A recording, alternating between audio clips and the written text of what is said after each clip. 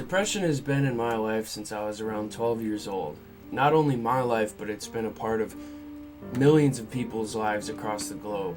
We all have our different ways with coping with life's little slip and slide full of tragedy and turmoil, but some of those ways can really distort the type of person that you are. There's different ways that a lot of people deal with grief, loss, sadness, and guilt.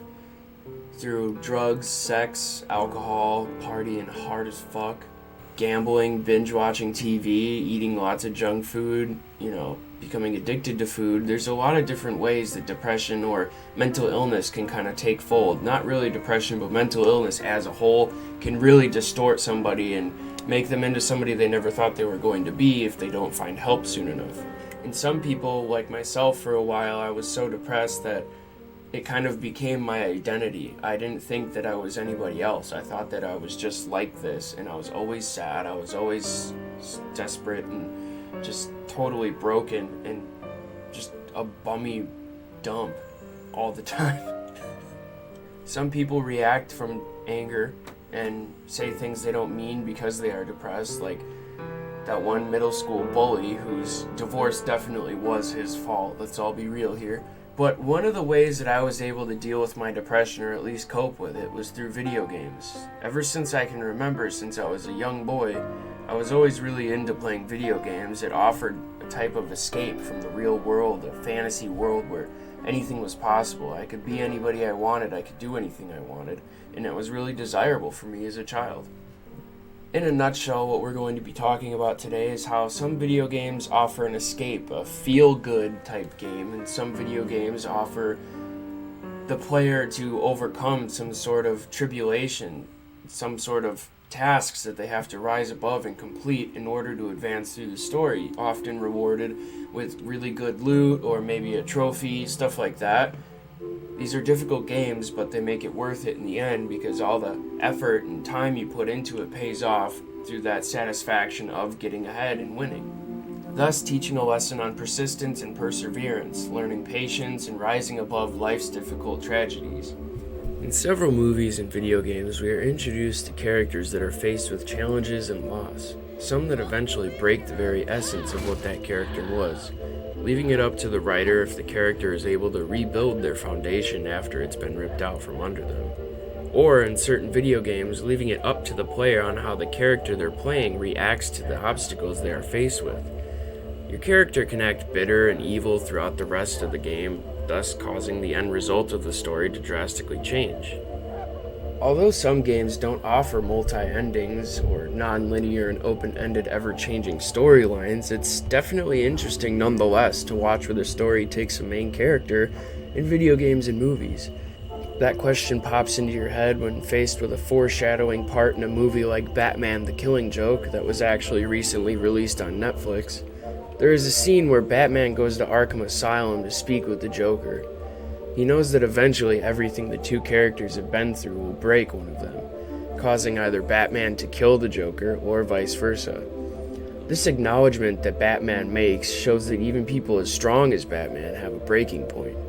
When pushed to the limit, any person can snap and lose everything they ever thought they stood for. Batman knows that he isn't perfect, and neither is the Joker. Eventually their time will come to an end, and one of them will eventually kill the other one. He only asks for one solid conversation at the very end, since in his words, and I'm paraphrasing here, he says, "Neither of us really know each other." I thought that for an animated superhero movie, this movie had some serious fucking balls. The whole movie, in my eyes, basically is teaching a lesson about our decisions when faced with some serious moral challenges. Batman tells Batgirl that she doesn't yet know what it's like to be taken there, to the abyss, the place where you genuinely lose every fiber of morality and whatever you thought you stood for. And eventually she is taken to that place, almost beating to death this criminal Paris France that almost kills Batman, which is her love interest. Then she quits Batgirl, turns her uniform in, and is later shot and paralyzed by the Joker, thus making Batman lose his shit and get pushed once again to the abyss that he speaks about, making it a full circle of what he was telling Batgirl. Now, There are, of course, other examples of what I'm talking about here. Grief, loss, depression, tragedy, they all have so many different ways of showing themselves through each and every person. Like I said earlier, we all deal with loss, sadness, guilt, and all that shit in different ways. Take Max Payne, for example. Max Payne 3 being the third entry in Rockstar's critically acclaimed third-person shooter franchise. Max is a much older, retired, and really rough around the edges detective working for a private security company. He is dealing with the loss of his wife and child and his previous love interest, fling thingy from the second installment in the series, albeit poorly. He is nursing a heavy painkiller habit along with severe alcoholism as an entirely cynical and pessimistic mess. His entire life is a disaster, and due to his affliction, he acts as a train wreck barreling through his own life. Every action he commits, too, almost ends up being the catalyst to his own demise. He is entirely self-absorbed, rotten, bitter towards the world and himself. The game realizes this, and actually the health regeneration system is literally Max eating painkillers to recover from gunshot wounds. The game focuses on Max's fucked up situation, wanting to show somewhat of a redemption story without actually doing any redeeming. It contains loads of killing and cutscenes depicting Max Payne's pain and resentment towards himself, showing that Max Payne has completely given up on everything he stood for before when he was a good cop trying to make a difference. Max deals with his trauma and loss almost exclusively through rage, violence, drugs, alcohol. A staple, honestly, in the American healthcare system. It's all about shooting guns and downing opiate and whiskey cocktails here, boys. Some people deal with loss and depression with drugs and cynicism. Others deal with it through violence and isolation, brute strength and rage. And that's almost entirely the whole plot of God of War.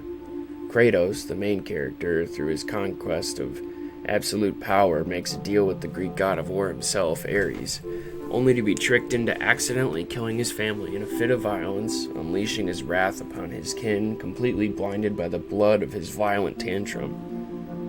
From there on out, the entire plot of the next 3 games becomes a vengeance-filled hate conquest where Kratos is on a mission to murder each and every Greek god that he sees as murderers and liars.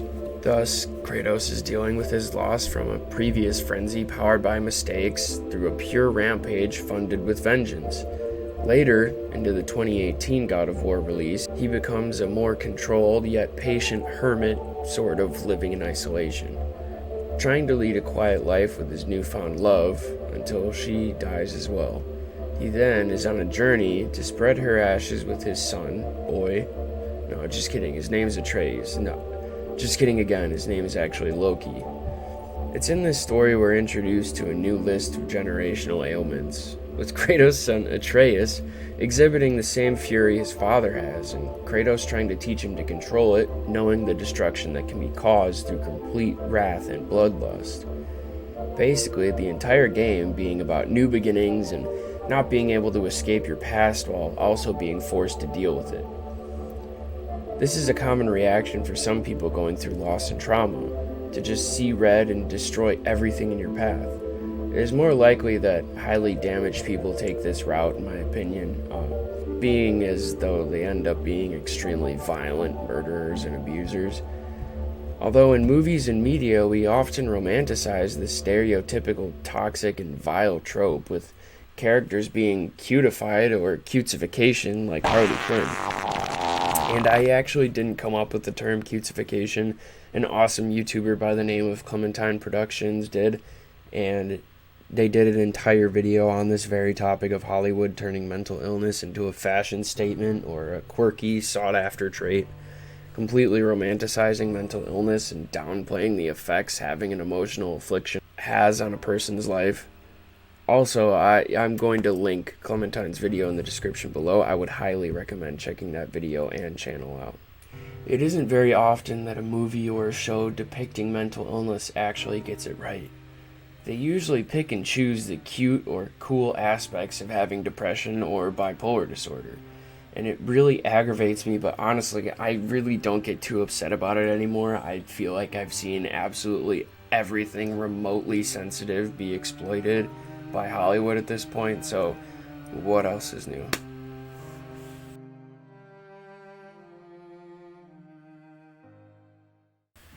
Aside from games purely about causing ruckus and handling more sensitive and distressed characters, there are games that I like to label time wasters, or feel-good games.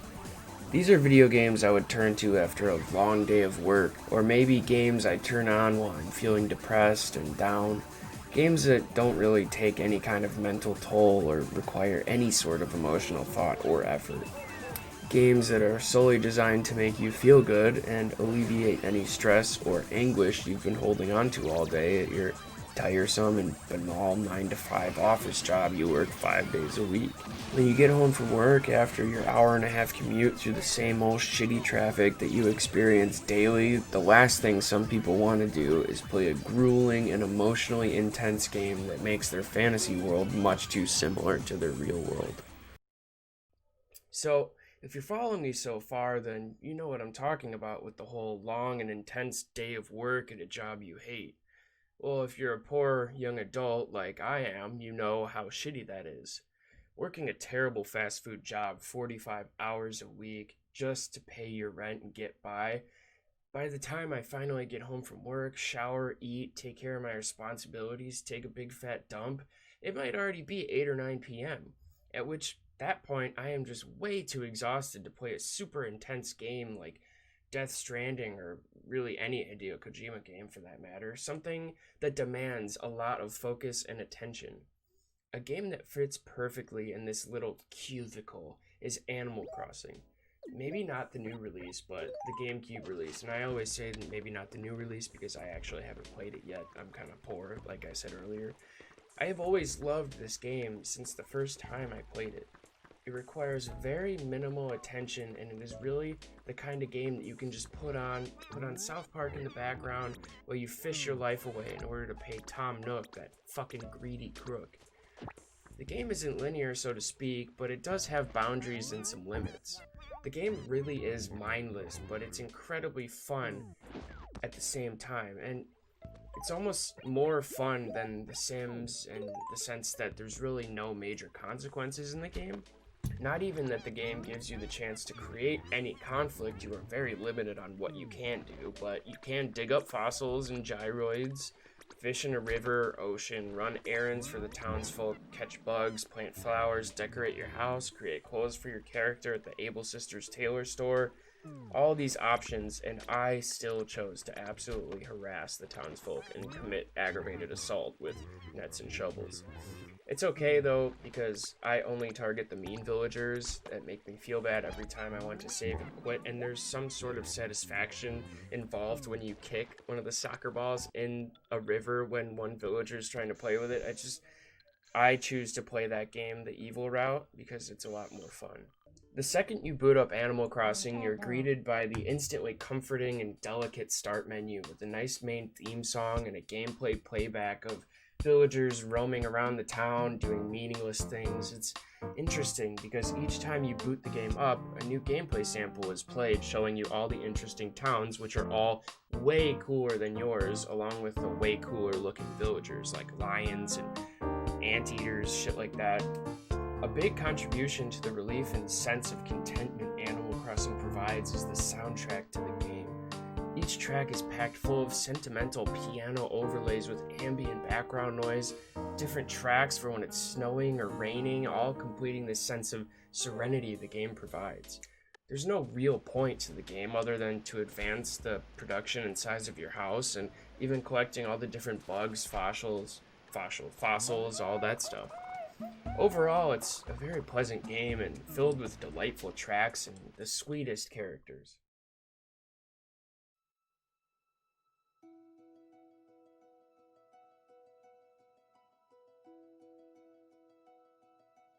Now, changing gears from the cheery and charmful games, we are now going to speak to the games that are the complete opposite of that.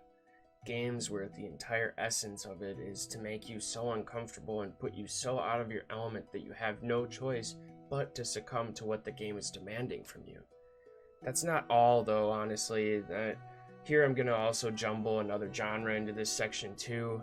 Games that are inherently depressing or have a solemn general mood to them. A game like Hollow Knight, where the gameplay is all the way down to the soundtrack, is just so gloomy yet beautiful at the same time.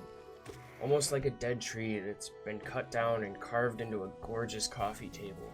It's depressing and desolate, but ultimately it's used for good.